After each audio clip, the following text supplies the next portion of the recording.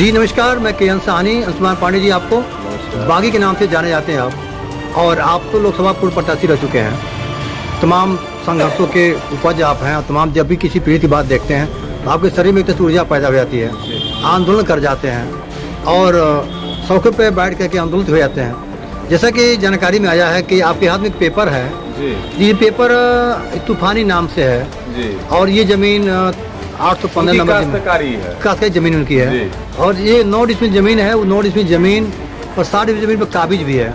2 decimal जमीन उसकी false बच रही है। उस जमीन पर पाने के लिए चक्कर लगा रहा है। ये जमीन है, ये पेपर है।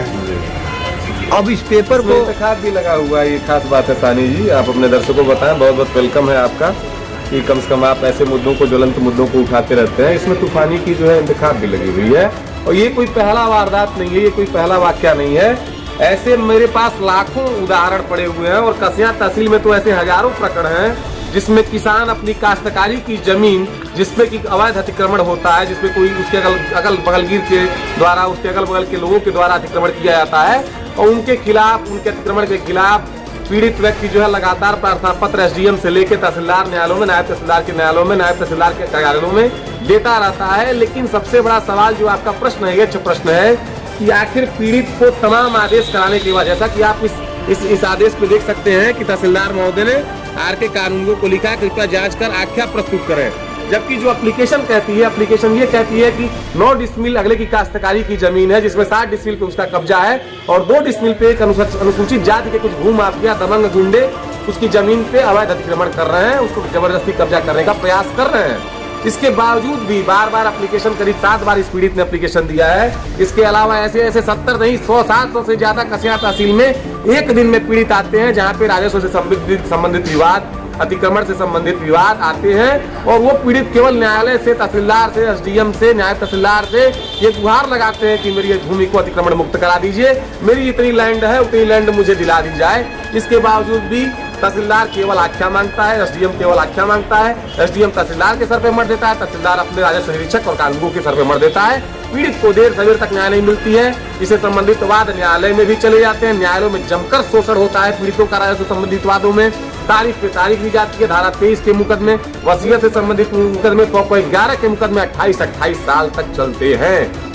सवाल ये है कि प्रदेश के मुखिया माननीय योगी आदित्यनाथ, जो कि जिनका एक नीति है, जो लगातार अखबारों के माध्यम से, मीडिया के माध्यम से एडवर्टाइजमेंट कर रहे हैं कि कोई भी राजस्व से पीड़ित व्यक्ति है, किसी के भी जमीन पे अगर कोई लैंड जिहादी, कोई भूमाफिया अतिक्रमण करता है तो ऐसे किसी लोग के प्रति कोई टॉलरेंस की नीति नहीं है। इनके ऊपर 0 टॉलरेंस की नीति अपनाते हुए शासन कार्रवाई करेगा।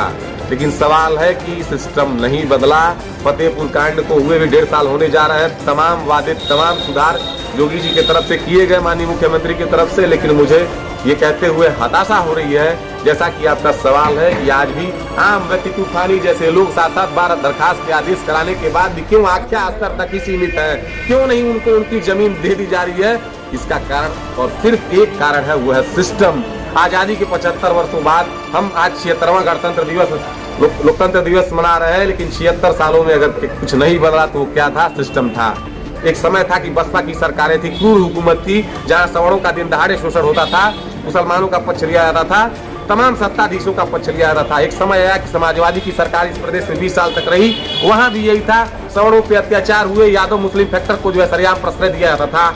आज तो इस प्रदेश में योगी आदित्यनाथ की सरकार है, जो कहते हैं कि किसी भी अन्यायी को किसी हाल में भी बख्शेंगे नहीं। उसके बाद भी ये सिस्टम क्यों नहीं बदला? तो इसकी जिम्मेदार कौन? भ्रष्ट, ये भ्रष्ट हुकूमत है, ये राजस्व संहिता है, जो राजस्व संहिता बिल्कुल प्रासंगिक नहीं रह गया है। एक छोटे से मुकदमे, अगर आप, हमारा बाप मर गया, हम लोग 3 बेटे हैं, 11 के तहत उसका वरासत 3 माह के भीतर राजस्व संहिता कहती है। लेकिन ये तहसीलों में बैठे हुए काले कोट वाले डाकू जो अपने आप को अधिवक्ता कहते हैं, तारीख पे तारीख देते हैं किसी, जबकि योगी जी लगातार कह रहे हैं और चीफ सेक्रेटरी कह रहे हैं कि अधिवक्ता अगर हड़ताल पे भी हो, इसके बावजूद भी आप पीड़ित का बयान सुन के और फैसला कर दीजिए।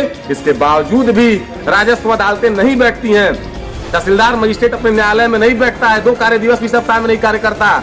ये डाकू, ये लुटेरे, लेखपाल कानूनगो लुटेरे हैं। ये उस सिस्टम के हिस्से हैं जो सत्ता को पैसा देते हैं, जो विधायक से लेके, और ये लुच्चे लफंगे जो नेता हैं जो सदनों में बैठे हुए 243 एक सदन में डाकू और 543 एक सदनों में बैठे हुए लोकसभा और राज्यसभा के प्रतिनिधि हैं, इन डाकू क्रिमिनल्स बलात्कारियों को ये पैसा पहुंचाते हैं, इसलिए सिस्टम नहीं बदला।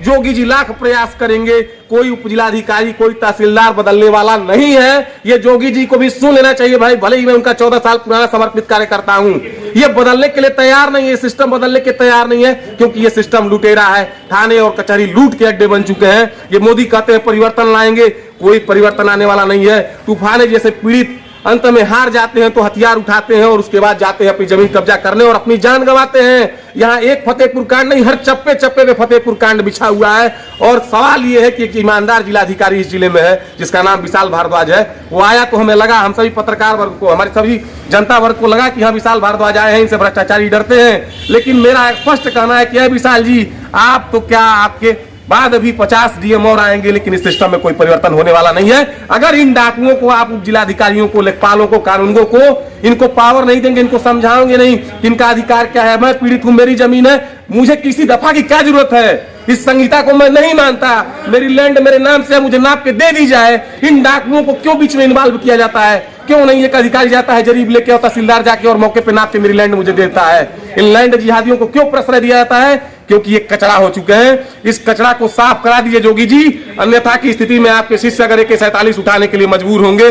मुझे कहते हुए बिल्कुल शर्म नहीं आता है, क्योंकि मैं बागी पांडे हूं, मैं क्रांतिकारी हूं। अगर ये व्यवस्था नहीं सुधरी, क्योंकि मैं हाटा तहसील में स्वयं 28 साल से भूमाफियाओं के खिलाफ लड़ा हूं और 28 साल बाद न्याय पाया हूं, इन लोगों का क्या होगा? हम पत्रकार हैं, हम पीड़ितों की सुरक्षा के लिए हम लोकतंत्र के चौथे स्तंभ हैं। हम भी देख के और इन तमाशबीनों को हमारी आंखें रोती हैं, लेकिन हम कुछ नहीं कर पाते, क्योंकि आपका SDM, आपका तहसीलदार, आप जितने भी इन डाकुओं को बैठाए वो सब डाकू हैं। लेखपाल सरेआम 50,000 रुपया इकट्ठे कीजिए। हाँ बताइए, आपकी क्या समस्या है?